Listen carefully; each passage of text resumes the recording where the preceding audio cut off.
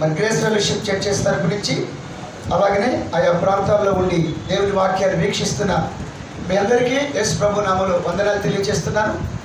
మరి మీరందరూ కూడా GFC సురేష్ బాబు ఛానల్ని సబ్స్క్రైబ్ చేయండి. ఈ వాక్యాలు మీ జీవితాలకు ఆశీర్వాదకరంగా ఉంటే మీరు వాక్యాలు వీక్షిస్తూ ఇతరులను కూడా ప్రోత్సహించవలసిందిగా రిక్వెస్ట్ చేస్తున్నాను. ప్రభునందు ప్రియమైనటువంటి దేవుని బిడ్డలారా, ఈరోజు ఆదికాండము 28వ అధ్యాయంలో నుంచి కొన్ని వాక్య భాగాలను నేను మీకు ప్రకటిస్తాను. ఆదికాండం 28వ అధ్యాయము 10వ వచనం నుంచి 22వ వచనం వరకు మనం ఈరోజు ధ్యానం చేసుకుందాం. ఆదికాండము 28వ అధ్యాయము 10వ వచనం నుంచి 22వ వచనం వరకు. ముందుగా నేను 10-11 వచనాలు చదువుతాను. యాకోబు బెయేర్షెబా నుండి బయలుదేరి హారాను వైపు వెళ్ళుచు ఒక చోట చేరి ప్రొద్దుకుంకినందున అక్కడ రాత్రి నిలిచిపోయి ఆ చోటి రాళ్ళలో ఒకటి తీసుకొని తనకు తలగడగా చేసుకుని అక్కడ పండుకొనెను. అప్పుడు అతడు ఒక కల కనెను. అందులో ఒక నిచ్చెన భూమి మీద నిలవబడి ఉండెను. దాని కొన ఆకాశం అంటెను. దాని మీద దేవుని దూతలు ఎక్కుచు దిగుచు నుండి. ప్రభునందు ప్రియమైన దేవుని బిడ్డలారా, ఈ రోజున ఒక భక్తుడి జీవితం గురించి మనం నేర్చుకుంటున్నాం. యాకోబు జీవితం గురించి మనం నేర్చుకుంటున్నాం. మనందరికీ బాగా తెలుసు, యాకోబు ఇస్సాకు కుమారుడు, ఇస్సాకు అబ్రహాము కుమారుడు. అయితే ఒక రోజున యాకోబు తండ్రి అయినటువంటి ఇస్సాకు యాకోబుని పిలిచి, నాయన నీకు పెండ్లిగిడి వచ్చింది, నీవు పెండ్లికి సిద్ధపడాలి, నీవు మనం ఉన్నటువంటి ప్రాంతంలో అమ్మాయిని వివాహం చేసుకోకుండా నీ మేనమామ సిరియా దేశంలో నీ మేనమామ అయినటువంటి బెతుయేలు ఉంటాడు, ఆయన కుమార్తెను నీ వివాహం చేసుకోవడానికి ప్రయాణం అవ్వాలి అని చెప్పని తండ్రి ఇస్సాకు తన కుమారుడు యాకోబుని దీవించి ప్రయాణాన్ని సిద్ధపరిచి ఆయనను ముందుకు పంపిస్తాడు. ఇక్కడ 28వ అధ్యాయము 10వ వచనంలో చూస్తే 10వ వచనం 28వ అధ్యాయము 10వ వచనం, యాకోబు బెయేర్షెబా నుండి బయలుదేరి హారాను వైపు వెళ్ళించు. ఇక్కడ గమనించండి, యాకోబు తండ్రి చిత్త ప్రకారంగా, తండ్రి నడిపింపులో, తండ్రి ఆశీర్వాదం తీసుకొని బెయేర్షెబా నుండి హారానికి అతడు ప్రయాణమై వెళ్ళుచున్నాడు, ప్రయాణం చేస్తున్నాడు. ఇప్పుడు ప్రయాణం చేసేవాడిని ఏమంటాం చెప్పండి? ప్రయాణికుడు అంటాం. ఇంకొక మాట చెప్పాలంటే యాత్రికులు అంటాం అనమాట. మరి మనం చూస్తే కనుక మన పితరులైనటువంటి భక్తులు అందరూ ప్రయాణం చేసిన వారి, మన విశ్వాసులకు తండ్రి అయిన అబ్రహాము కూడా ఆయన విశ్వాస యాత్రను ఆరంభించాడు. కల్దీల దేశంలో నుండి హారానికి వచ్చి అక్కడ దేవుడు దర్శిస్తే హారాను నుండి కానాను వరకు ఆయన ప్రయాణం చేశాడు. అలాగనే ఈ రోజున యాకోబు కూడా బెయేర్షెబా నుండి హారానికి ప్రయాణం చేస్తున్నాడు.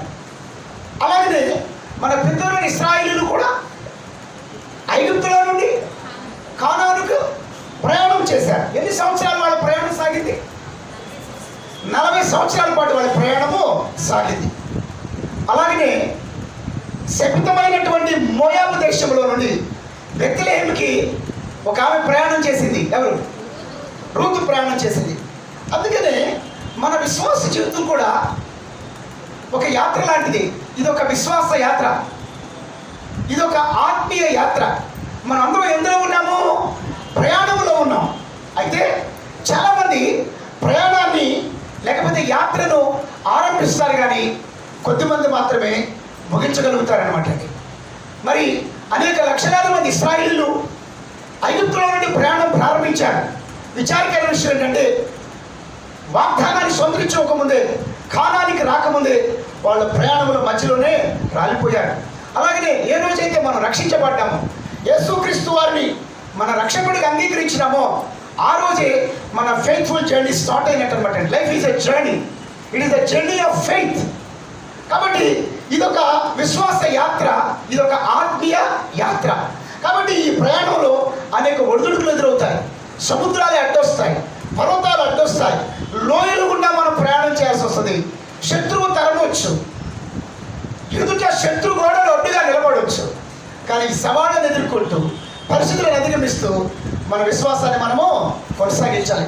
అందుకే బైబిల్ గ్రంథంలో అపోస్తలుడైన పౌలు అంటాడు, మంచి పోరాటము నేను పోరాడి తిని, నా పరుగు నేను కడగొట్టించుకుని, I have fought the good fight and I have finished my race అంటాడు అనమాట.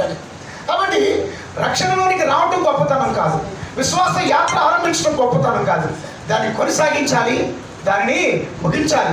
ఎప్పుడైతే మన పరుగు పందాన్ని ముగించినప్పుడే మనం బహుమానాన్ని పొందగలుగుతాం. స్కూల్కి వెళ్ళే పిల్లవాడు, స్కూల్కి వెళ్ళే స్టూడెంట్ చివరిదాకా అకాడమిక్ ఇయర్ చివరి వరకు కూడా చదువుని కొనసాగిస్తూ స్కూల్కి వెళితేనే పరీక్షలు ఉంటాయి, పరీక్షలు పాస్ అవుతారు, వారికి ఫలితం ఉంటుంది, విజయం ఉంటుంది అనమాట. అలాగే మన జీవితాల్లో కూడా మనము ప్రయాణాన్ని ఆగిపోకుండా మన విశ్వాస యాత్రను మనము కొనసాగించే వాళ్ళగా ఉండాలన్నమాట. అయితే ఇక్కడ ఈ ప్రయాణంలో ఉన్న అనుభవాలను మీతో నేను చెప్తూ ఉన్నాను. ఈరోజు మనం ఎవరి గురించి మాట్లాడుకుంటున్నాం చెప్పండి? యాకోబు గురించి మనం మాట్లాడుకుంటున్నాం అనమాట. ఇక్కడ యాకోబు బెర్షెబాను బయలుదేరి హారాను వైపు వెళ్ళొచ్చు, ఒక చోట చేరి ప్రతుకుంకినందున అక్కడ ఆ రాత్రి నిలిచిపోయి ఆ చోటి రాళ్ళలో ఒకటి తీసుకొని తనకు తలగడగా చేసుకుని అక్కడ పండుకొనెను. ప్రభునందు ప్రియమైనటువంటి దేవుని బిడ్డలారా, ఇక్కడ మనం చూస్తున్నట్లయితే కనుక బెర్షెబా నుండి హారానికి ప్రయాణం చేసినప్పుడు 11వ వచనంలో ఒక మాట ఉంది, ఒక చోట చేరి ప్రొద్దుగుంకినందున అక్కడ ఆ రాత్రి నిలిచిపోయాడు. గమనించండి, ఇప్పుడు ప్రయాణం సాగుతున్నప్పుడు రాత్రి వచ్చింది. ఇప్పుడు చెప్పండి, ఈ రోజుల్లోనైతే బస్సులు ఉన్నాయి, ట్రైన్స్ ఉన్నాయి, ఏరోప్లేన్స్ ఉన్నాయి, రకరకాల ప్రయాణ సౌకర్యాలు వచ్చేసాయి. ఇప్పుడు పగలు రాత్రి తేడా తెలియకోకుండా ప్రయాణము కొనసాగిపోతుంది. అవునా కదా చెప్పండి? రాత్రైనా ప్రయాణం చేయొచ్చు, పగలైనా ప్రయాణం చేయొచ్చు. పూర్వ దినాలలో ప్రయాణ సౌకర్యాలు లేనప్పుడు ప్రజలు ఏం చేసేవాళ్ళు? వాళ్ళ ప్రయాణం వాళ్ళు ఎక్కువగా ఎలాగ వెళ్ళేవాళ్ళు చెప్పండి? కాలి నడకని వెళ్ళేవాళ్ళు, లేకపోతే గుర్రాలను, గాడిదలను, రథాలను ఎక్కి వెళ్ళేవాళ్ళు, కాస్త డబ్బులు ఉన్నవాళ్ళు. కానీ వాళ్ళు నైట్ అయిపోగానే వాళ్ళ ప్రయాణాన్ని ఏం చేసేవాళ్ళు చెప్పండి? నిలుపు చేసేసేవాళ్ళు. ఎందుకు? చీకటి ఆవరిస్తుంది. ఆ చీకటిలో మన ప్రయాణం ఎలా కొనసాగుతుందో మనకి తెలీదు. దొంగలే దోచుకోవచ్చేమో, గుర్తుల్లో పడిపోవచ్చేమో, పాములు కాటి గురి కావచ్చేమో, భయానకమైన పరిస్థితులకు మనం గురి కావచ్చేమో. అందువల్ల నైట్ ప్రయాణము సురక్షితం కాదని ఆ రాత్రి వేళ తెలిసిన వాళ్ళ ఇంట్లోనో లేకపోతే కనుక ఒక సత్రంలోనో బస్ చేసి ఆ తరువాత తిరుమందు వారు ప్రయాణాన్ని కొనసాగించేవాళ్ళు అనమాట. అయితే రాత్రి పూట నిలిచిన వాడు ఎప్పుడు దాకా ప్రయాణాన్ని నిలుపుతాడు చెప్పండి? ఉదయం వరకు. ఎందుకు? ఉదయం ఏమవుతుంది? తెల్లారుతుంది. తెల్లారినప్పుడు వెలుగు వస్తుంది. అంటే రాత్రిలో నిలిచిన వాడికి ఒక నిరీక్షణ ఉంటుంది. ఏమని నిరీక్షణ? మళ్ళా వెలుగు వస్తుంది, నేను వెలుగు చూస్తాను. దేవునికి స్తోత్రం చెప్పండి. ప్రియమిత్రులారా, ఇది భౌతిక పరమైన చీకటి గురించి మాట్లాడటం లేదు, కానీ మన జీవితాల్లో అనేక మార్లు చీకట్లు ఆవరిస్తాయి. అగమ్య గోచరంగా మన భవిష్యత్తు ఉంటుంది. మనం ముందుకు ఎలా సాగాలో తెలియకపోవచ్చు, పరిస్థితులు అర్థం కావు, నా లైఫ్కి మీనింగ్ లేదు అనుకుంటుంటూ మన జీవితం సాగిపోవచ్చు. అనేక పరిస్థితులు, ఆందోళనకరమైన పరిస్థితులు రావచ్చు, నిరాశ నిస్పృహలు అలమటించవచ్చు. కానీ బెర్షెబా నుండి హారానికి వెళుచున్నప్పుడు ఆ రాత్రి వేళ ఆ చీకటిలో యాకోబు నిలిచిపోయాడు. ప్రియమిత్రులారా, నిలిచిపోవటం అనేది నిరీక్షించే అనుభవానికి సాదృశ్యం అనమాట. కాబట్టి చీకటి వచ్చినప్పుడు మనము అధైర్యపడుకోకుండా వెలుగు కోసం మనం ఏం చేయాలి చెప్పండి? నిరీక్షించాలి. ధైర్యం తెచ్చుకోండి. చీకటి వచ్చింది కదా, నా గమ్యం లేదు కదా అని నువ్వు అధైర్యపడద్దు. మన దేవుడు ఎలాంటి వాడంటే మన చీకటిని ఆయన వెలుగుగా మారుస్తాడు. దేవునికి స్తోత్రం. ప్రియమిత్రులారా, చీకటిలో ఉన్న మీరు అర్థం పర్థం లేకుండా అయిపోతున్న లైఫ్ అనుకుంటున్నావేమో, నీకోసం వెలుగు ఉదయించబోతుంది. మంచి రోజులు రాబోతున్నాయి. దేవుడు నిన్ను నిరీక్షణలో నిలబెడతాడు. అయితే నువ్వేం చేయాలి? ఆ నిరీక్షణలో నిలిచి ఉండాలి. కృంగిపోకూడదు, నిరాశపడకూడదు, నిస్పృహకు లోను కాకూడదు, నిలిచి ఉండాలి. అయితే ఇక్కడ ఒక మాట చెప్తాను. ఎక్కడ నిలిచి ఉండాలి? ఎక్కడ నిలిచి ఉండాలి చూద్దాం. 134 కీర్తన 1 వచ్చిన చదవండి ఒకసారి. 134 కీర్తన 1 వచ్చిన. 134 కీర్తన 1 వచ్చిన. యెహోవా సేవకులారా యెహోవా సేవకులారా, యెహోవా మందిరములో రాత్రి నిలుచుండు వారులారా, మైక్ పట్టుకోయా. యెహోవా సేవకులారా, యెహోవా మందిరములో రాత్రి నిలుచుండు వారులారా, యెహోవాను సన్నతించుడి. ప్రియమిత్రులారా, ఎక్కడ నిలిచి ఉండాలట? యెహోవా మందిరములో నిలిచి ఉండాలి. మనం ఎక్కడ నిలబడాలి? ఈ నిరీక్షణలో దేవుని మందిరంలో నిలబడాలి, దేవుని సన్నిధిలో నిలబడాలి. మనుషుల ముందు నిలబడటం కాదు, ప్రజల ముందు నిలబడటం కాదు, ఎక్కడో నిలబడటం కాదు. దేవుని సన్నిధిలో నిరీక్షణతో ఆయన వైపు చేతులెత్తి కనుక నువ్వు నిలబడితే, నువ్వు ప్రార్థిస్తే, నీ విశ్వాస జీవితంలో, నీవున్న సంఘంలో, నీవున్న ఆత్మీయ జీవితంలో నిలబడితే ఆయన వైపు దేవుడు నీ యొక్క నిరీక్షణను ఆయన ఫలింప చేస్తాడు. ఎక్కడ నిలబడాలి చెప్పండి? You should stand in the presence of God. You should stand in the presence of God. ఆయన సన్నిధిలో నువ్వు నిలబడాలన్నమాట. ఈరోజు ప్రియమిత్రులారా, కష్టాలు కన్నీళ్ళు ఎదురవుతున్నాయని ఆయన సన్నిధిలో నుండి, ఆయన వాక్యంలో నుండి, విశ్వాసం నుంచి మనం జారిపోయే వాళ్ళు ఉన్నామేమో దేవుడు అంటున్నాడు. అందుకనే బైబిల్ చెప్తుంది, యెహోవా నేడు కలుగచేయు రక్షణ ఓరక నిలుచుండి చూడండి. హల్లెలూయా. నువ్వు అలా నిలుస్తుంటే నీకు తెలియకుండా నీ చీకటి వెలుగుగా మార్చేస్తాడు. హల్లెలూయా. నువ్వు అలాగే నిలుస్తుండగానే ఆ కారు మేఘాలను ఆయన అదృశ్యం చేసేస్తాడు. నీ జీవితంలో గొప్ప గమ్యాన్ని ఉద్దేశించి నిన్ను గమ్యానికి చేరుస్తాడండి. స్తోత్రం చెప్పండి గట్టిగా. హల్లెలూయా. ప్రభువునందు ప్రియమైన దేవుని బిడ్డలారా, నిలుచుట అంటే నిరీక్షించుట. రెండోది ఏం చేసినాడు తెలుసా? ఆయన నిరీక్షించి అక్కడ నిలిచి ఏం చేసినాడు? ఆ చోటి రాళ్లలో ఒకటి తీసుకొని తనకు తలగడగా చేసుకొని అక్కడ పట్టుకున్నాడు.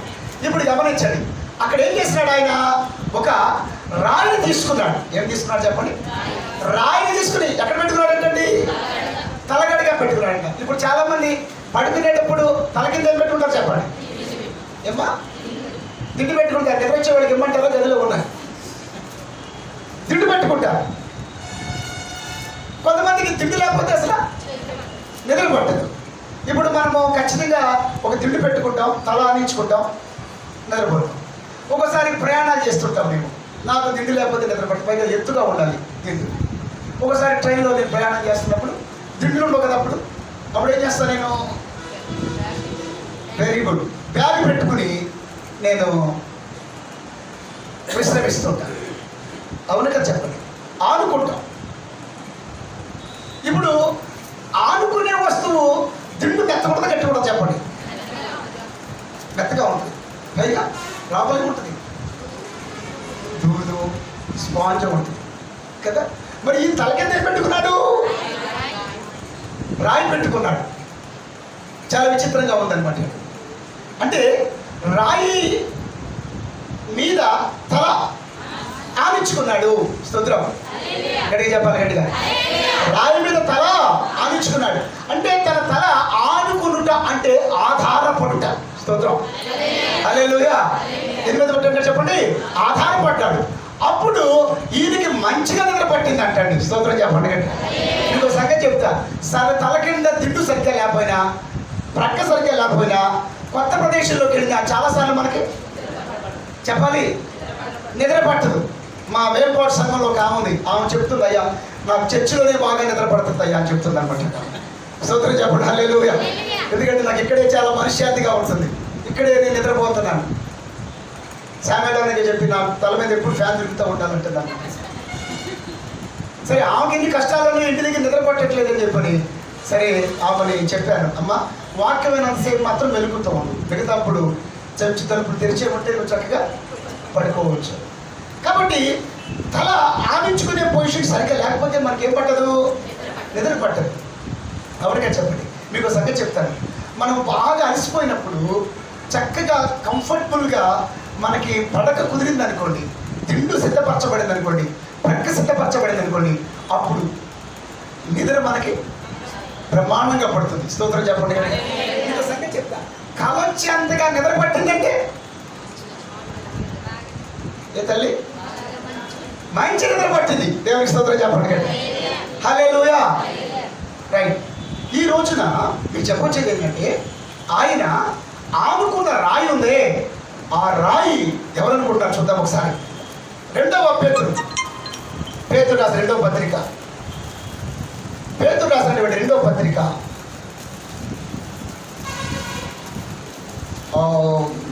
పేతురు రాసిన మొదటి పత్రిక, నేను పొరపడ్డాను. పేతురు రాసిన మొదటి పత్రిక 2వ అధ్యాయం 4వ వచనం. మనుషుల చేత విసర్జింపబడినను దేవుని దృష్టికి ఏర్పరచబడినది అమూల్యమును సజీవమునైన రాయియగు ప్రభువునంతకు. ఓకే, ఇప్పుడు చెప్పండి, ఆ రాయిలో ఉన్న గొప్పతనం చూడండి. అది ఎలాంటి రాయట? 4వ వచనం. ఎలాంటి రాయట? అది మనుషుల చేత విసర్జింపబడింది, దేవుని చేత ఏర్పరచబడింది, అమూల్యమైంది. ఆ రాయి పేరు ప్రభువైన యేసుక్రీస్తు. దేవునికి స్తోత్రం చెప్పాలి. హల్లెలూయా. కాబట్టి రాయి మీద ఆనుకున్నాడంటే ఎవరి మీద ఆధారపడ్డాడు? ఆ రాయి ఇశ్రాయేలు కొండగా నిలబడిన రాయి, ఇశ్రాయేలు తప్పిగా తెచ్చిన రాయి, నిషేధించబడిన రాయి, దేవునికి ఏర్పరచబడిన రాయి, అమూల్యమైన రాయి, మోదకు స్తోత్రం చెప్పండి గట్టిగా. తల రాయి మీద తల ఉంచుకున్నాడు అనమాట అండి. ప్రియమిత్రులారా, మన జీవితం ఎవరి మీద ఆనుకోవాలి? మనం 26వ అధ్యాయం యెషయా గ్రంథము 3వ వచనం. 26వ అధ్యాయం 3వ వచనం యెషయా గ్రంథము.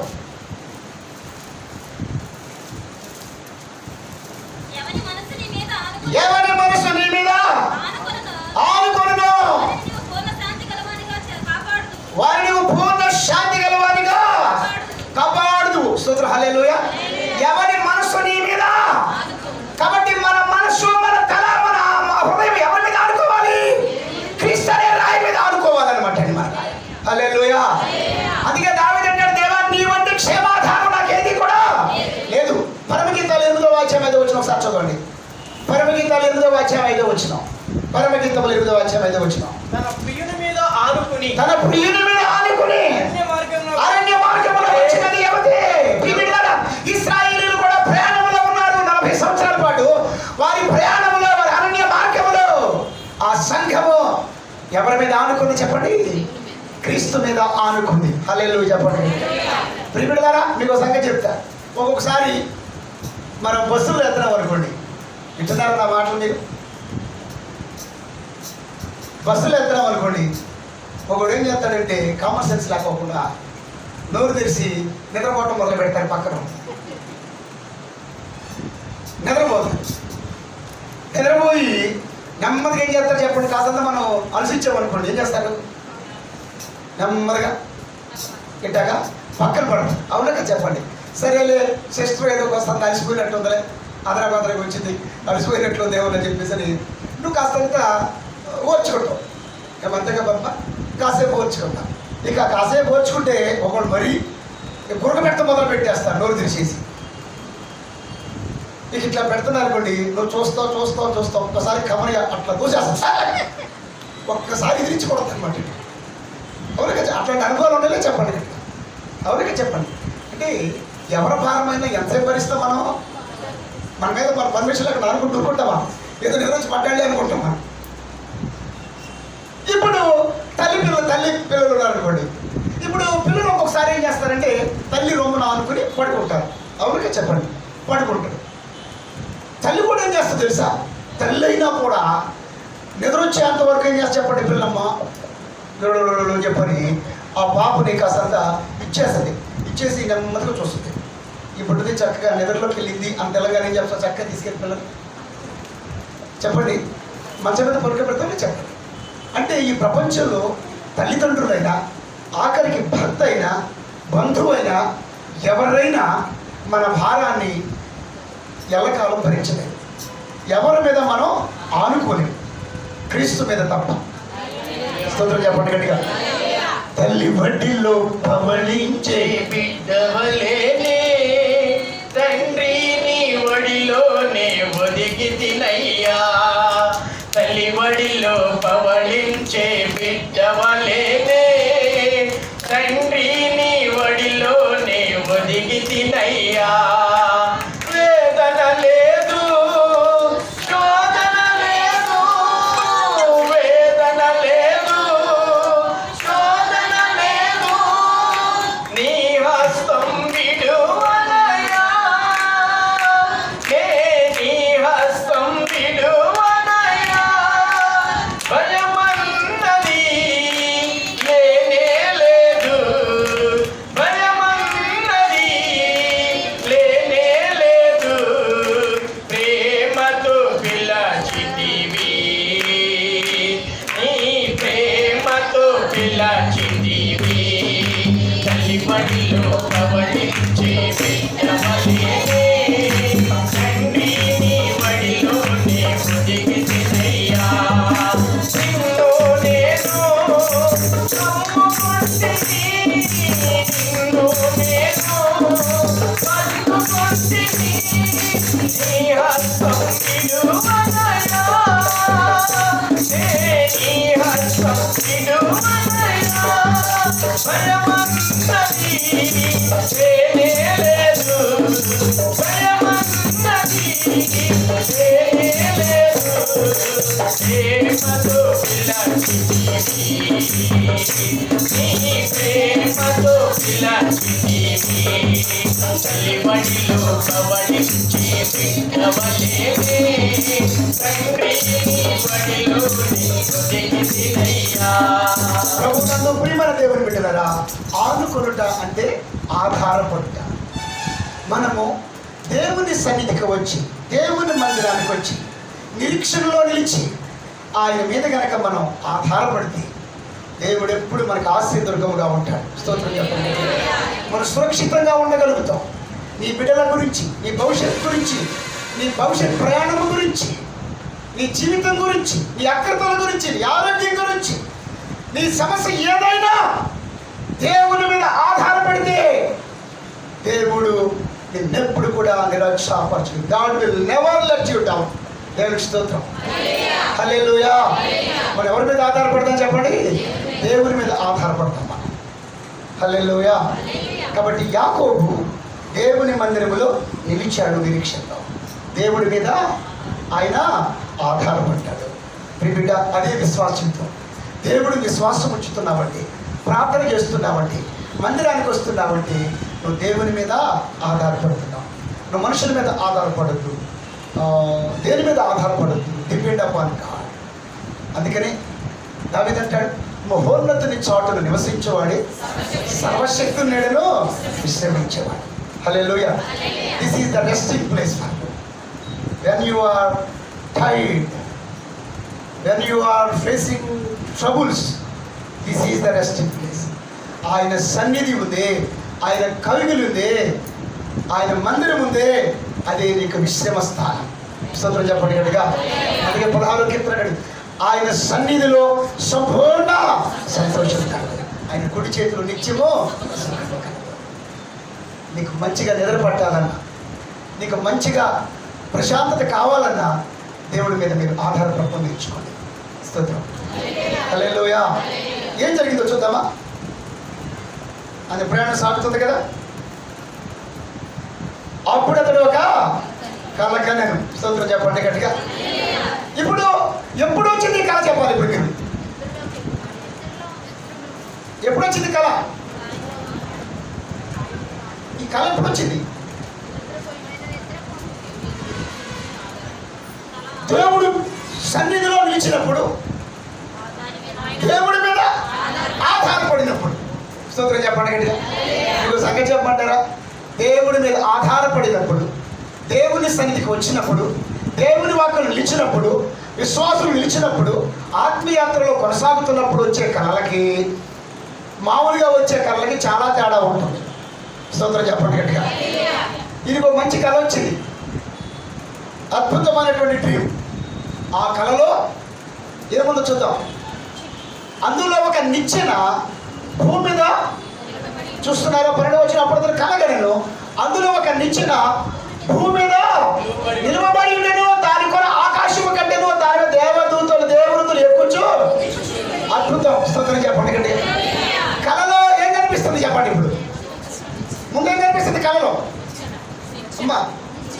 నిచ్చెన. ఆ నిచ్చెన అంతా ఎక్కడి నుంచి ఎక్కడ దాకా ఉంది? భూమి నుంచి ఆకాశం లాంటిది దాని కొన. ఆ నిచ్చెన పై నుంచి కొంతమంది దేవదూతలు ఎక్కుచున్నారు, కొంతమంది దేవదూతలు దిగుచున్నారు. ఇది దైవ దర్శనం అంటారా కాదో చెప్పండి గట్టిగా. స్తోత్రం చెప్పండి గట్టిగా. దేవుడి మీద ఆధారపడితే దైవ దర్శనాలు వస్తాయి. అర్ధరాత్రి దాకా కార్తీక దీపాలు, ఆ దీపాలు, ఈ దీపాలు చూసి ఈ ఆత్మదీపం గురించి ఆలోచించుకోకుండా నీకు వచ్చే కళలు ఎలాగుంటాయి? అర్ధరాత్రి దాకల్లా బుద్ధి జ్ఞానం లేకుండా యూట్యూబ్లో పనికిమాల చెత్త అంతా చూస్తూ, ఆ యూట్యూబ్లో చూసుకుంటూ అవి చూసుకుంటూ కొంతమంది పిల్లలండి చక్క డిస్టర్బ్ చేయకుండా ఉంటారని, ఆ సీరియల్ చూసుకుంటూ డిస్టర్బ్ చేయకుండా ఉంటారని ఆడికో ఫోన్ ఇచ్చేస్తారు. ఆడు ఆడుకుంటా గెలుకుంటూ కూర్చుంటాడు. ఆడు కళ్ళు బయటకు వచ్చేస్తున్నాయి అప్పుడు కదా. ఏమైపోతున్నాయి? మనము అర్ధరాత్రి దాకా వ్యర్థమైనవి చూసి ఉన్నామనుకోండి, ఏ కాలం వస్తాయి? ఆ కాలమే వస్తాయి. మీరు కూడా చక్కగా అర్ధరాత్రి దాకా సీరియళ్ళు 7 గంటల నుంచి 9-10:30 దాకా ఏమాత్రం కూడా మిస్ అవ్వకోకుండా అన్నీ కూడా. అక్కడికి రెఫరెన్స్ తెలియదు ఆది కాండం తర్వాత ఏ కాండం ఉండదు. 7:30 తర్వాత ఏ సీరియల్ వస్తుంది, ఈ సీరియల్ అయిపోక నెక్స్ట్ వచ్చే సీరియల్ ఖచ్చితంగా తెలుసు. కాబట్టి దేవుడి మీద ఆధారపడే వారికి వచ్చే కళలు వేరుగా ఉంటాయి, మనుషుల మీద ఆధారపడే వారికి వచ్చే కళలు వేరుగా ఉంటాయి. మీకు సంగతి చెప్పమంటారా? మనకు వచ్చే కళలు పీడ కళలు. స్తోత్రం చెప్పండి. హల్లెలూయా. ఎక్కువ కళ ఎలాంటి కళలు వస్తాయి మనకి చెప్పాలండి. నేను అనేక చోట్ల తిరుగుతుంటాను కదా. మొన్న ఒక ఆమంటుంది, అయ్యా కూర్చో నాకు కళ వచ్చింది చెప్తానంటుంది. ఏమంటుంది? అయ్యా ఊరి చివర బాగుంది, ఆ బావి దగ్గరికి నేను తెల్లచీర కట్టుకెళ్ళాను. బావి మీద ఒక పొత్త ఉంది, తాటి పొత్త ఉంది. రాత్రిపూట అంతా నేను ఆ బావి చుట్టూ తిరుగుతూనే ఉన్నాను అంటుంది అనమాట. దాని అర్థం నేను చెప్పాలంట. బావి చుట్టూ తిరుగుతుందంట రాత్రిపూట అంతా. ఈలోపు శామ్యులు నేను వింటున్నాం. వాళ్ళ కొడుకు వచ్చి, ఎందుకే అయ్యారు కదా దాకా వెళ్ళాలి అర్ధరాత్రి కదా అయ్యగారు, నువ్వేమన్నా బావిలో పట్టావా? పడలేదు, తిరుగుతూనే ఉన్నాను. తిరుగుతున్నావు కదా, పడలేదు కదా, పడలేదు కదా నువ్వు, ఇది చాలు అన్నాడు అనమాట కదా. అర్థం పర్థం లేని కళలు, వ్యర్థమైన కళలు. కానీ యాకోబు Jacob has a revelation from God. స్తోత్రం చెప్పండి. హల్లెలూయా. Vision from God. దైవ దర్శనము యాకోబు కలిగింది. దేవుని స్తోత్రం చెప్పండి. ప్రియులారా, ఆ నిచ్చెన ఆకాశం కంటే నిచ్చెన. ఆ నిచ్చెన మీద ఉన్న దేవదూతలు 2 తెలుసా? 2 దేవదూతలు. ప్రియులారా, ఈ అనుభవం మనకుండా ఒక దేవదూతలు దిగుతున్న దేవదూతలు, ఎక్కుచున్న దేవదూతలు ఎవరంటే ఏముంది అక్కడ చదవండి. ఫస్ట్ ఏముంది? ఏ దేవదూతలు కనిపిస్తున్నారు అక్కడ? దేవదూతలు ఏం చేస్తున్నారంట? ఎక్కుచు. ప్రియులారా, మీకు సంగతి చెప్తారు. ఎక్కుచున్న దేవదూతలు ఎవరంటే మన ప్రార్థనను దైవస్థానికి తీసుకెళ్లే దేవదూతలు. సోదరులు చెప్పండి గట్టిగా. మన ప్రార్థనను దైవస్థానికి తీసుకువెళ్ళే దేవదూతలు, దిగుచున్న దూతలు, మనకు సమాధానాన్ని శుభవార్తను తీసుకొచ్చే దేవదూతలు అనమాట. హల్లెలూయా. Angels are our ministers. God has appointed His angels to serve us, to carry our prayers and to bring answers to us. దేవుని దూతలు మన ప్రార్థనలు పరమతున్న ఆయన సన్నిధికి తీసుకెళ్తారు. ఒక రోజున కొన్నేళ్ళు కూడా ప్రార్థన చేస్తుంటే మధ్యాహ్నం వేళ 3 గంటల సమయంలో దేవదూత వచ్చింది, ఒక శుభవార్త తీసుకొచ్చింది. అది దిగుచున్న దేవత, ఎక్కుచున్న దేవత?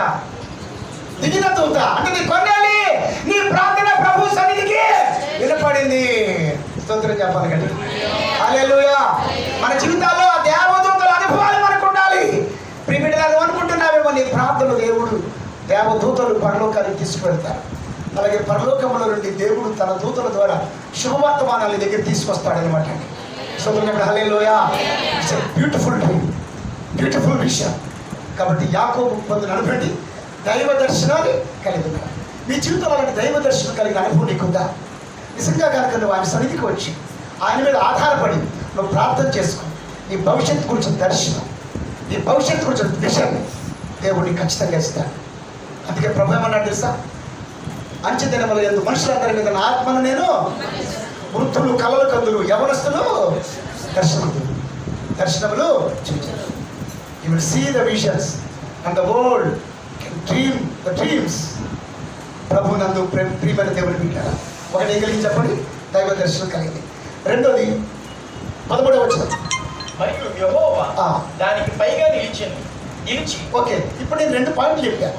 యాకోబు ఏం చేశాడు అన్న విషయం చెప్పాను. ఏం చేశాడు? ముందు యాకోబు దేవుని మందిరంలో నిలిచాడు. నిలుచుట అంటే దేనికి సాదృశ్యం చెప్పండి? నిరీక్షించడానికి సాదృశ్యం.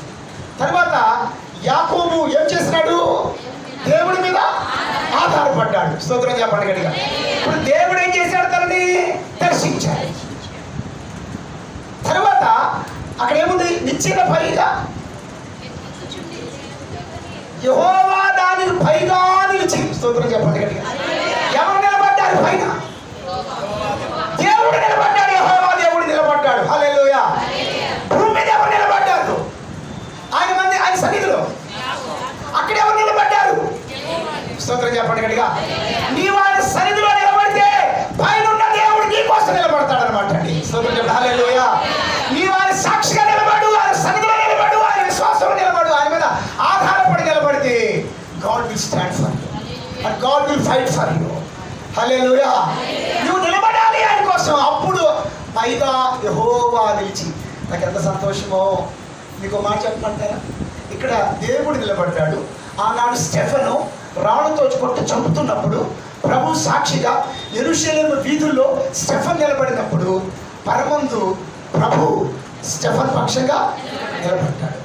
ఇక్కడ యాకోబు కోసం ప్రభువు నిలిచాడు. మీకోసం, మీ బిడ్డల కోసం, మన సంఘం కోసం, మీ భవిష్యత్తు కోసం దేవుడు నిలబడాలనుకుంటున్నాడు.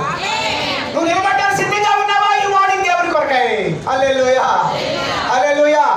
If you stand for him on this earth, God will stand for you in the sky. హల్లెలూయా.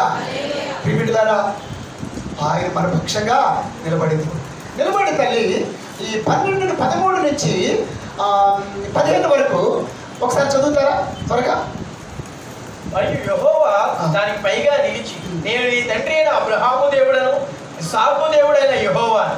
నీవు పండుకొని ఉన్న ఈ భూమిని నీకును నీ సంతానమునకును ఇచ్చదును.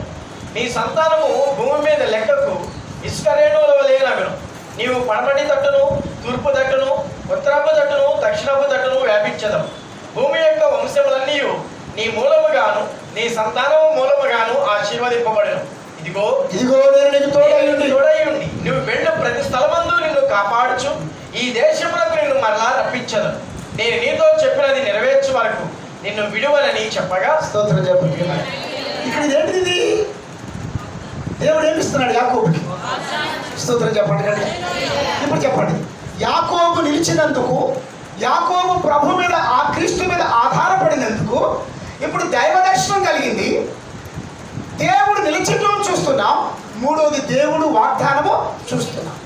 వాగ్దానము దేవుడు ఇచ్చాడంటే దాన్ని ఖచ్చితంగా నెరవేరుస్తాడు. నేను నిన్ను విడువను.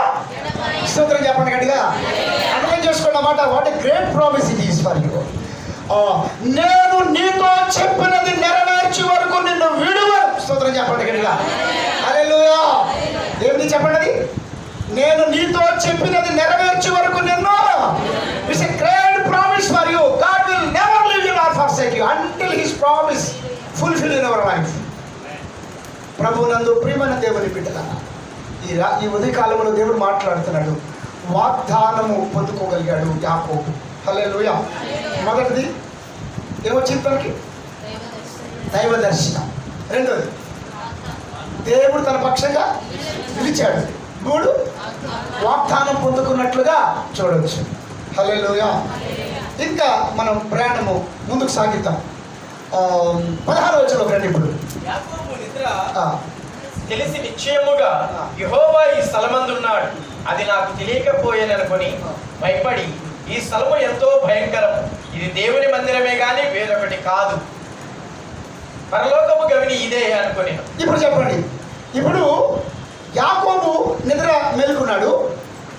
నిశ్చయముగా ఈ స్థలమందు యెహోవా ఉన్నాడు, అది నాకు తెలియకపోయింది అనుకొని. ఇప్పుడు విచిత్రమైన సంగతి మీతో చెప్తున్నాను. ఆయన మెలుకున్న తర్వాత ఇది దేవుని మందిరమే, నాకు తెలియకపోయినది అనుకున్నాడు. ఇప్పుడు చెప్పండి, ఇప్పుడు మీరు ఆ దేవుని మందిరానికి, దేవునికి అనబడిన స్థలానికి యాకోబు తెలిసి వచ్చాడా తెలియకుండా వచ్చాడా? చెప్పాలి ఇప్పుడు మీరు. స్తోత్రం చెప్పండి గట్టిగా. తెలియకుండా ఎక్కడికి వచ్చేసాడు? అక్కడికి వచ్చినాక అర్థమైంది ఏమని? స్తోత్రం చెప్పండి గట్టిగా. దేవుని మందిరం అని తెలిసే వచ్చారు ఇక్కడికి మీరు మాట్లాడట్లా. స్తోత్రం చెప్పండి గట్టిగా. ఆయన తెలిసి వచ్చాడా తెలియకుండా వచ్చాడు? ఆ కుమారి స్తోత్రం చెప్పండి గట్టిగా. తెలియకుండా వచ్చాడు. ఇప్పుడు మనము ఇప్పుడు తెలియకుండా వచ్చిన గొప్పడా తెలిసి వచ్చినాడు గొప్పడా? స్తోత్రం చెప్పండి గట్టిగా. మరి తెలియకుండా వచ్చినాడు గొప్పడు అయితే చాలా మందికి I'm very sorry to say ఆదివారం అంటే ఆరాధించాలని తెలిసి కూడా ఆరాధించట్లా. చాలా మంది అసలు అరగదు. అసలు ఆదివారం ఆరాధన చేయకుండా చికెన్ వండుకుంటే అరిగిద్దా? అదేంటండి మేము చికెన్ వండుకుని 300 రూపాయలు చికెన్ తెచ్చుకుంటే అరిగిద్దా అంటున్నారు. అంటే చాలా మందికి ఏం తెలుసు? ఆదివారం అంటే మాంసాహారం తినే రోజేనే చెప్పి చాలా మందికి తెలుస్తుంది. ఆదివారం అంటే మనకు తెలిసింది దేవుడిని ఆరాధించేది. మన దేవుడి సోదరు చెప్పండి. ఆరాధన అంటే మనకి తెలిసింది దేవుని మందిరానికి వచ్చే రోజు అని చెప్పని. ఆదివారం అంటే మనకు తెలిసింది దేవుడిని గణపరిచే రోజు అని చెప్పని. హల్లెలూయా. అద్భుతం. తెలియకుండా వచ్చేసాడండి. స్తోత్రం చెప్పండి గట్టిగా. ఎంత సంతోషం వేసిందో ఆయనకి. హల్లెలూయా. మీకు సంగతి చెప్తా, ఇది తమాషాగా ఉంటుంది. సపోజ్ కొంతమంది నిదట్లో నడిచే అలవాటు ఉంటుంది. నువ్వు నడుస్తావు నిదట్లో, ఏంటంటే ఇట్లా ఇల్లు తీసుకుంటావు. నిదట్లో నడిస్తే అలవాటు ఉందా నీకు? ఎప్పుడైనా నడిచేవా నువ్వు? ఒకసారి నేను నడిచే నిదట్లో వీరజ్ఞానుడు మా అమ్మగారు నిదట్లో నడుచుకుంటూ వెళ్ళిపోయానంటే. కొంతమందికి నిదట్లో నడిచే అలవాటు ఉందనుకుందాం మనం. సపోజ్ మీరు ఆదివారం కదా అని చెప్పని నగేష్ గారు చక్కగా నిద్రపోయారు. మీరు కల్పన లెగండి లెగండి అంటుంది. నాకు నిద్ర వస్తుందమ్మా, నైట్ డ్యూటీ చేశాను నేను అని చెప్పని, నాకు రాత్రి అంతా రెస్ట్ లేదు, నేను నిద్రపోవాలని చెప్పని మీరు నిద్రపోయారు. కల్పన చర్చకు వచ్చేసేసింది, మీకు గాఢ నిద్ర కలిగింది. అర్థమైందా? సపోజ్ నువ్వు నిద్రలోనే నడుచుకుంటూ చర్చకు వచ్చేసాను అనుకోండి. ఇక్కడికి వచ్చినాక మెలకు వచ్చింది అనుకోండి. చూస్తే ఇక్కడ ఎవరు కనపడతారు? అందరూ కనపడతాం. అప్పుడు కల్పన ఏమండి నిద్రపోయాను అన్నారు కదా, ఇక్కడ ఉన్నారేంటంటే నిద్రపోయా కాబట్టి ఇక్కడ ఉన్నాను. నాకు తెలీదు, నేను నిద్రలోనే ఇక్కడికి వచ్చేసాను అన్నాడు అనుకోండి. చాలా ఆశ్చర్యకరంగా ఉంటుంది. యాకోబు అది దేవుని మందిరము తెలియకనే దేవుని మందిరంలో అడుగుపెట్టాడు. హల్లెలూయా. ఏమండి ఆ మాట చదువుకోవడానికి చాలా ఆశ్చర్యకరంగా చాలా ఇంట్రెస్టింగ్గా ఉన్నప్పుడు, ఆదివారం దేవుని మందిరానికి రావాలని తెలిసి, మనం క్రైస్తవులమని తెలిసి, క్రీస్తుని ఆరాధించే బిడ్డలమని తెలిసి కూడా మనం చేయట్లేదు అనుకోండి, అది ఎంత బాధాకర విషయం, దేవుడు దుఃఖపెట్టే విషయం, దేవుడు ఆగ్రహానికి గురే విషయం మనం ఆలోచించాలి. ఒకప్పుడు మనం తెలియక భక్తి చేయలేదండి. అందుకే పౌలు అంటాడు, తెలియక అవిశ్వాసం వల్ల చేసేది కనుక నేను కనికరించబడింది అంటాడు. ప్రియబిడ్డలారా, అజ్ఞాన కాలం అందు వాక్యం తెలియనప్పుడు, ఆదివారం ఆరాధన విలువ తెలియనప్పుడు, ఆయన చర్చ్ తెలియనప్పుడు, ఏ సంఘానికి మీరు అంటుకట్టబడినప్పుడు, ఏ మందిరంలో మీరు లేనప్పుడు ఆదివారాలు లేవు, ప్రార్థనలు లేవు, వాక్యం లేదు, ఈ అనుభవాలు లేవు. ఇప్పుడు దేవుడు నీకు తెలిసేలాగా చేశాడు. స్తోత్రం చెప్పండి. నీకు వాక్యం తెలుసు, ఆరాధన తెలుసు, ఆయన మందిరము తెలుసు, అడ్రస్ తెలుసు, నీ పుట్టుక వెనుక దేవుడి ప్రణాళిక తెలిసింది. మరి ఇప్పుడు తెలిసి నువ్వు భక్తి చేయట్లేదు అనుకోండి, నిర్లక్ష్యంగా ఉంటామనుకోండి, అదంతా దారుణమైన విషయం ఆలోచించేద్దాం. కాబట్టి తెలియకుండా తప్పులు చేసాము, దేవుడు క్షమించాడు. వాక్యం తెలుసు, మన ఆరాధించే ప్రభు ఎంత పరిశుద్ధుడో తెలుసు, మన ఒళ్ళు దగ్గర పెట్టుకోవాలన్న సంగతి మనకు తెలుసు, మన నోరు కళ్ళు దగ్గర పెట్టుకోవాలన్న సంగతి తెలుసు. ఆరాధనకు వస్తున్నాం, ఒక సంఘంలో కట్టుబడ్డాం, రక్షించబడ్డాం అన్న సంగతి తెలుసు కూడా మనము విచక్షణ లేకుండా, మనము తెలిసి కూడా తెలియనట్లుగా నువ్వు ఉంటుంటే కనుక దేవుడు నువ్వు లెక్క అప్పగించాల్సిన పరిస్థితుల్లో వచ్చిన స్తోత్రం. దేవుడు మమ్మల్ని హెచ్చరిస్తున్నాడు. ఈ రోజున ప్రియమిట్లకు చాలామందికి వాళ్ళు ఏంటో తెలియట్లేదు. వాళ్ళకి దేవుని మందిరం అంటే ఏంటో తెలియట్లేదు. ఒకసారి చాలా కాలం క్రితం నేను ఇంకా సేవ ఆరంభించలేదు, పరిపూర్ణ సేవలోకి రాలేదు. రానప్పుడు ఒక పాస్టర్ గారు నన్ను ఒక క్రిస్మస్ రోజు ముందు రాత్రి ఒక చర్చిలో వాక్యం చెప్పమని పంపించారు గన్నవరం దగ్గరలో. అప్పట్లో యవనస్తులు ఉన్నాను, సైకిల్ వేసుకుని బయలుదేరాను. నేను ఇంకొక హనోకు లాంటి యవనస్తులు ఎక్కించుకుని సైకిల్ ఉండేవాడు, వాళ్ళు ఎక్కించుకుని బయలుదేరి అర్ధరాత్రికి వెళ్ళేటప్పటికి చక్కగా యవనస్తులందరూ ఆ మందిరంలో ఉన్నారు. అదొక మిషన్ సంఘం అది ఉన్నారు. నేను అనుకున్నాను, ఆహా ఈ ఊరిలో యవనస్తులు ఎంత మంచివాళ్ళు, పాస్టర్ గారు లేకపోయినా ఏం చేస్తున్నారు, చర్చిని డెకరేషన్ చేస్తున్నారని చెప్పని సైకిల్ వేసుకుని వెళ్ళేటప్పటికి లోపల ఉన్న యవనస్తులు చేతుల్లో సిగరెట్లు ఉన్నాయి. ఏమన్నా చర్చిలో సిగరెట్లు, మందిరంలో సిగరెట్లు తాగుతూ డెకరేషన్ చేస్తున్నారు అన్నమాట చక్కగా. అందులో కొంతమంది ఆ పాటికి మద్యపానం సేవించి ఉన్నారు. వారికి తెలీదా? ఏమని తెలుసు అది దేవుని మందిరం అని వారికి, అది దేవుని మందిరం అని వారికి తెలుసు, దేవుని సంఘం అని వారికి తెలుసు.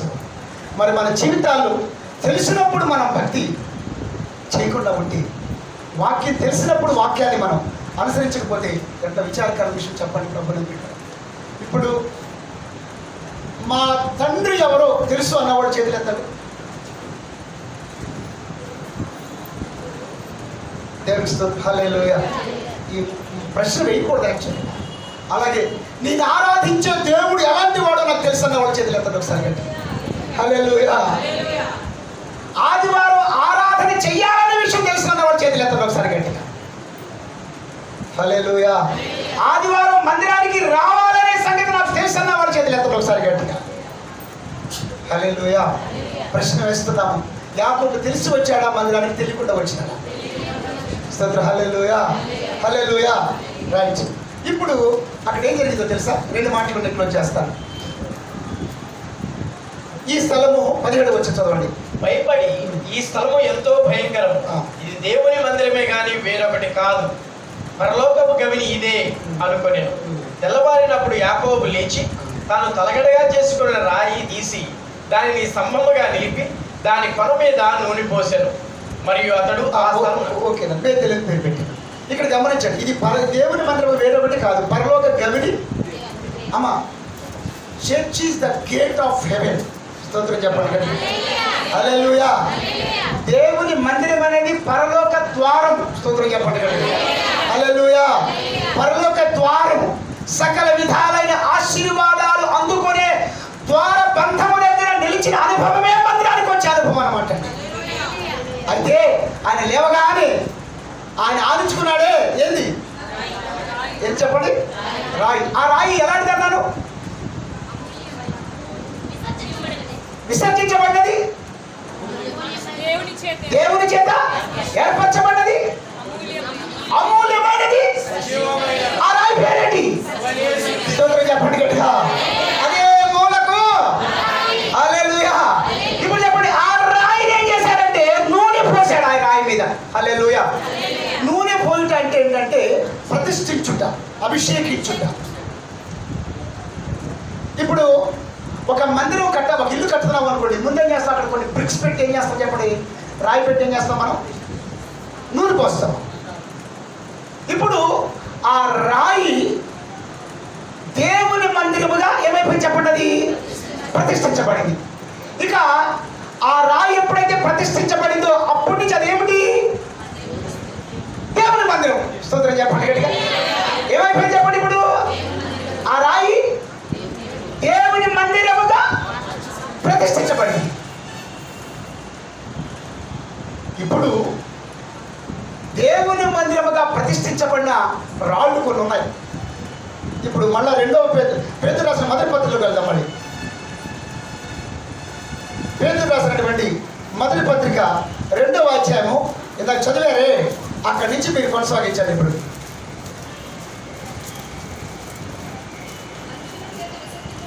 మనుషుల చేత విసర్జించబడ్డది,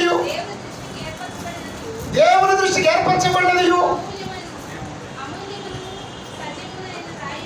ప్రభువునొద్దకు వచ్చిన వారి 5వ వచనం, యేసు క్రీస్తు ద్వారా దేవునికి అనుకూలములకు ఆత్మ సంబంధమైన బలులు అర్పించుటకు పరిశుద్ధ యాజకులుగా ఉండినట్లు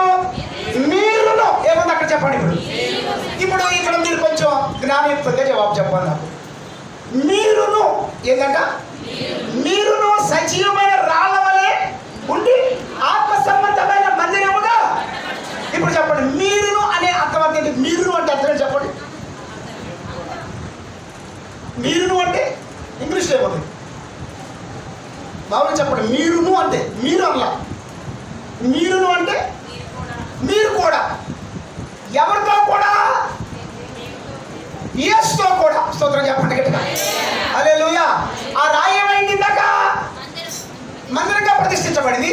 ఇప్పుడు మనము కూడా ఆత్మ సంబంధమైన సజీవమైన రాళ్ళ వలె ఉండి ఆత్మ సంబంధం మందిరముగా కట్టబడడానికి మనం ఏం చేసుకోవాలి చెప్పండి? ప్రతిష్ఠించుకోవాలి. స్తోత్రం చెప్పండి గట్టిగా. హల్లెలూయా. ఇప్పుడు ఒక బిల్డింగ్కి మూలరాయి కావాలి, మిగతా రాళ్ళు కూడా కావాలి. పునాది రాయి అవసరమే, మిగతా రాళ్ళు కూడా అవసరమే. ఆ రాళ్ళు ఎవరు? మనమే. ఆయన సజీవమైన రాయి, మీరు కూడా. He is the living stone, you are also living stones in the temple of God. స్తోత్రం. హల్లెలూయా. కాబట్టి మీరు సజీవమైన రాళ్ళ వలె ఉండి ఆత్మ మందిరముగా మిమ్మల్ని మీరు ప్రతిష్ఠించుకోవాలి.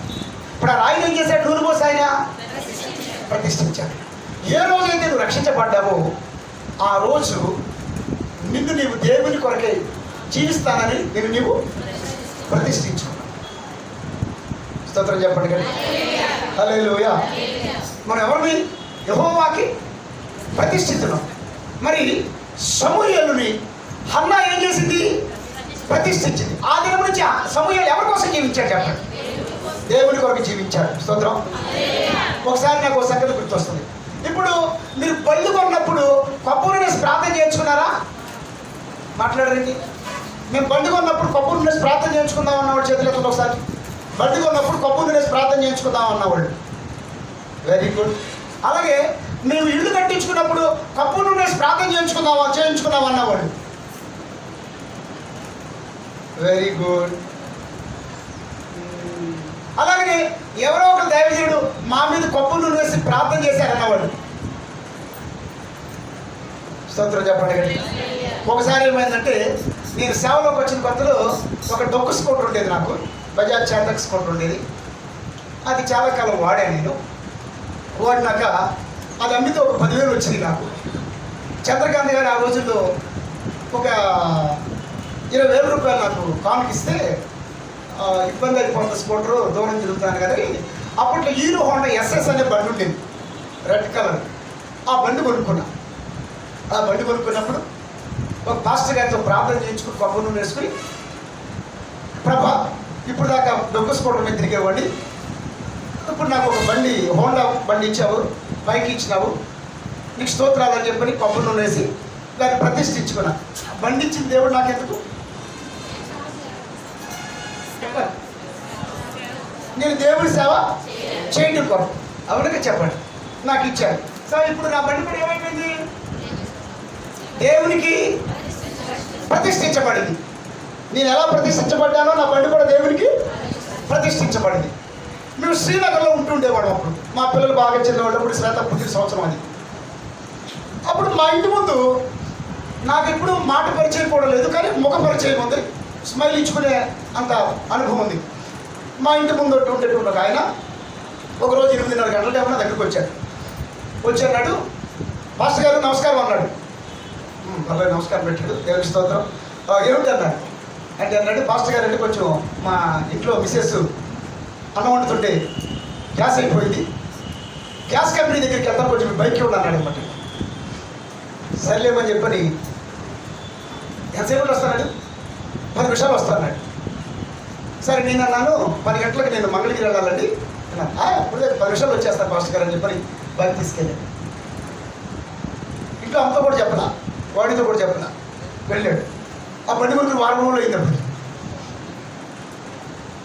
10 అయినా రావాలేదు అతను. 8 తీసుకున్నవాడు 10 అయినా రాలా. నేను అనుకున్నాను ఇప్పుడే గ్యాస్ కంపెనీ తెరిచి ఉంటారేమో, అక్కడ కాస్తంత రద్దీ ఉంటుందేమో, వస్తాడులే అనుకున్నా. 11 అయినా రావట్లా. డౌట్ వచ్చింది. వాళ్ళ ఇంటికి వెళితే వాళ్ళ భార్య ఏమిటండి అంది, అమ్మ మీ భర్త గారు నా బైక్ తీసుకున్నాడమ్మా, గ్యాస్ అయిపోయిందంట కదా, గ్యాస్ బండ్ వేస్తాకి వెళ్ళాడు కదా అన్నాడు. ఆమె గ్యాస్ పొయ్యి మీద అన్నం వండుతూ బయటకు వచ్చి అది గ్యాస్ అయిపోయింది అన్నాడా. సరే వస్తాడులేండి అంత అనుమానాస్పదంగా. సరేలే అని చెప్పని ఇంటికి వచ్చేసాను.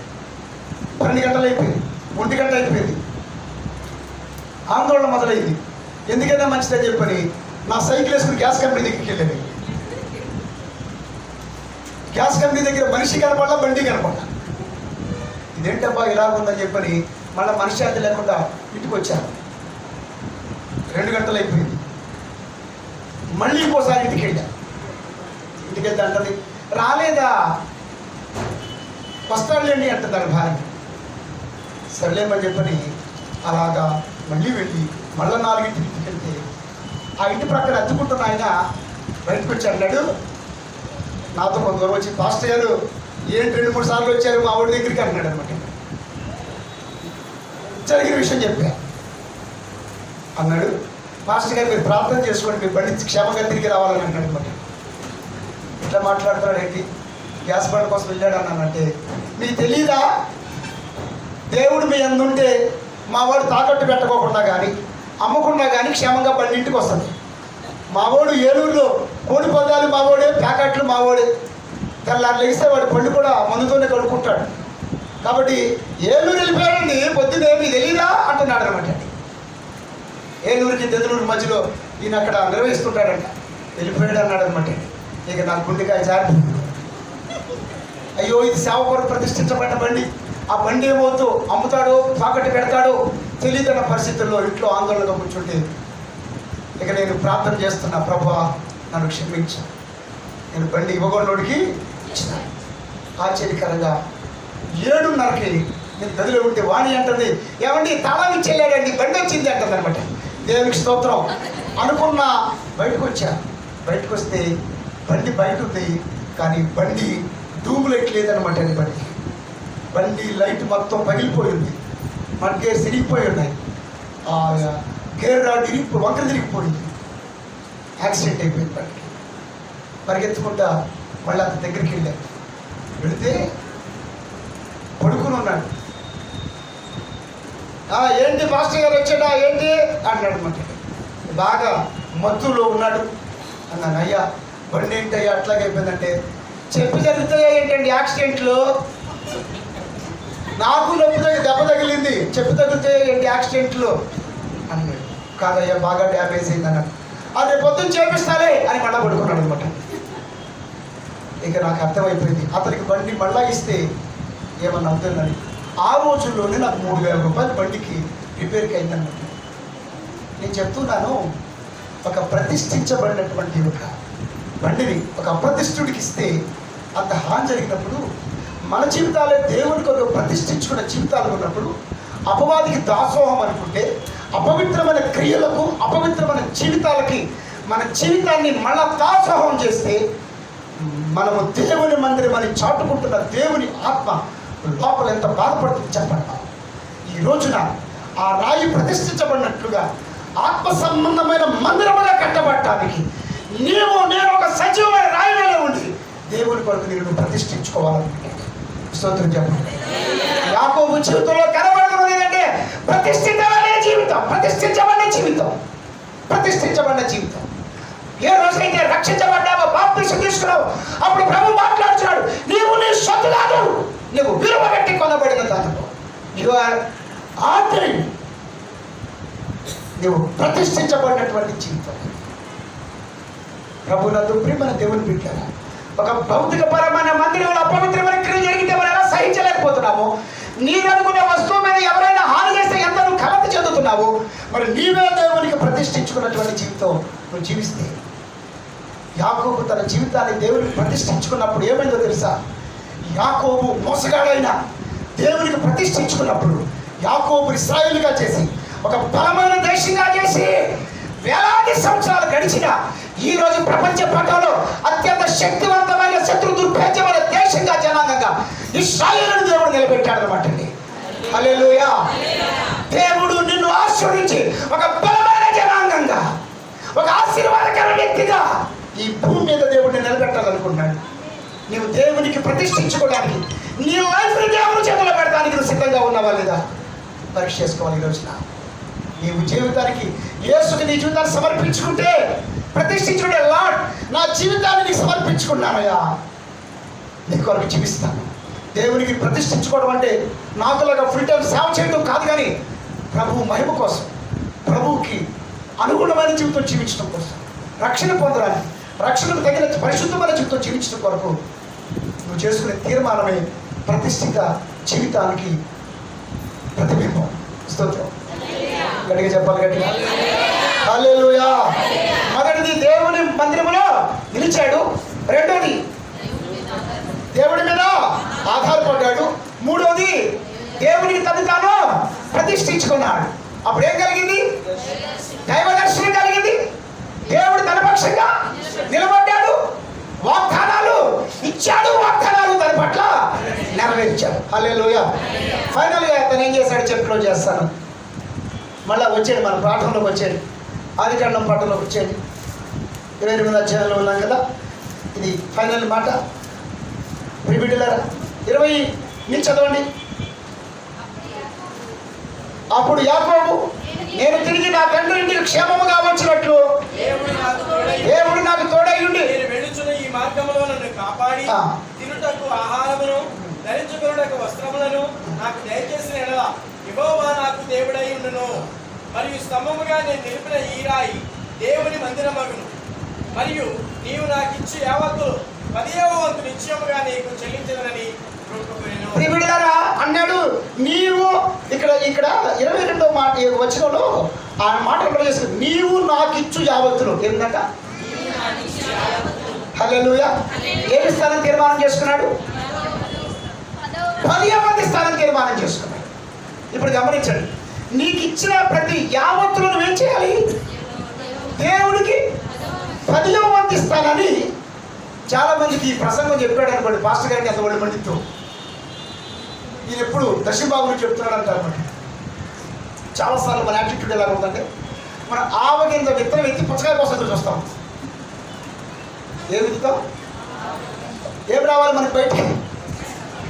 ఆవగింజ విత్తితే ఏమొస్తుంది? ఆవగింజ వస్తుంది. పుచ్చ విత్తితే మనుషులు ఏ విత్తులో అదే పంటకు వస్తాయి. అవును కదా చెప్పండి.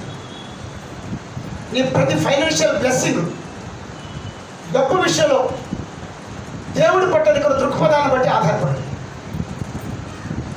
తీర్మానం చేసుకున్నాడు ఆయన. దేవా నీవు నాకు, ఎంత మంచి మాట, నీవు నాకు ఇచ్చు యావత్తులు అంటే నీవేమైతే కలిగి ఉన్నావో అది నీకు ఎవరిచ్చింది? స్తోత్రం చెప్పండి కదా. ఎవరిచ్చింది అది నీకు? దేవుడిచ్చింది. ఈ మార్నింగ్ ఒక పాప అమ్మబడి డబ్బులు పడితేనేట వచ్చి కానుకిస్తుంది. నేనన్నాను, నీకేదో చదువుకోవడానికి ఇచ్చింది కానుక, నాకెందుకమ్మా, నీకు ఇచ్చింది ఎవరు అన్నా అనమాట. జగన్ గారు అన్న, మరి జగన్ గారికి నువ్వు కానుక నాకు ఇస్తున్నావు ఏంటి అంటుంది. జగన్ గారి ద్వారా దేవుడు నాకు ఇచ్చాడు అనుకులు అంటుంది అనమాట. స్తోత్రం చెప్పండి. ఇక్కడికి చెప్పండి హల్లెలూయా, హల్లెలూయా కదా. నువ్వేమి పొందుకున్నా అది దేవుడు, నీవు నాకు ఇచ్చిన యావత్తు అది ఇప్పుడేగా దేవుడు నాకు ఇచ్చినాడు. అందుకని ఒకరికి భాగ్యము కలుగునట్లు సామర్థ్యము కలుగు చేయవాడు దేవుడే. తీర్మానం. ప్రియబిడ్డ, దేవా నీకు దర్శించావు, నా పక్షంగా నిలబడ్డావు, వాగ్దానాలు నెరవేరుస్తున్నావు, కాబట్టి నా వంతులో నేను నీ వంతు చెల్లిస్తానని ఒక తీర్మానం చేసుకున్నాను. అదే హార్ట్ ఆఫ్ గ్రాటిట్యూడ్. 10వ వంతు చెల్లించడం అనేది దేవుని ఆజ్ఞకు నువ్వు చూపించే విధేయత, దేవుడి పట్ల నువ్వు చూపించే కృతజ్ఞత, దేవుడి పట్ల నీకున్న ప్రేమ. ప్రియబిడ్డ, ఈ తీర్మానం చేసుకున్నాడు యాకోబు. ఏమైనా తెలుసా? దేవుడు ఒక మాట చెప్పాడు, నువ్వు అనేక జనములకు అప్పించేదవు కానీ అప్పు తీసుకో. మీకు ఒక విషయం తెలుసా? ప్రపంచమంతా వరల్డ్ బ్యాంక్ దగ్గర అప్పు చేస్తుంది. అంతేనా సార్ బ్యాంక్ మేనేజర్ గారు? అవునుగా చెప్పండి. కానీ వరల్డ్ బ్యాంక్ ఫౌండర్ ఎవరు తెలుసా? యాకోబు సంతతి వాడి. నీ జీవితం అనేకులకు ఆశీర్వాదకరంగా, అనేకులకు అప్పిచ్చే స్థితిలో నీ జీవితం కొనసాగాలంటే దేవుడు ఎవరు తీర్మానం చేసుకోవాలి. దేవుని సరే నిలబడాలి. దేవుడి మీద ఆధారపడాలి, నువ్వు ప్రతిష్ఠించుకోవాలి. నేను కలిగి ఉన్న యావత్తు నీవు ఇచ్చిందే నాయన, నువ్వు ఇచ్చిన దాంట్లో నీది నీకు ఇస్తూ కృతజ్ఞత కలిగి జీవిస్తానని డిసిషన్ తీసుకుంటే యాకోబుని గొప్ప జనాంగంగా చేసిన దేవుడు నిన్ను గొప్ప జనాంగంగా చేయాలని ఎదురు చూస్తున్నాను. నువ్వు సిద్ధంగా ఉన్నావా? ప్రార్థన చేసుకుంటా.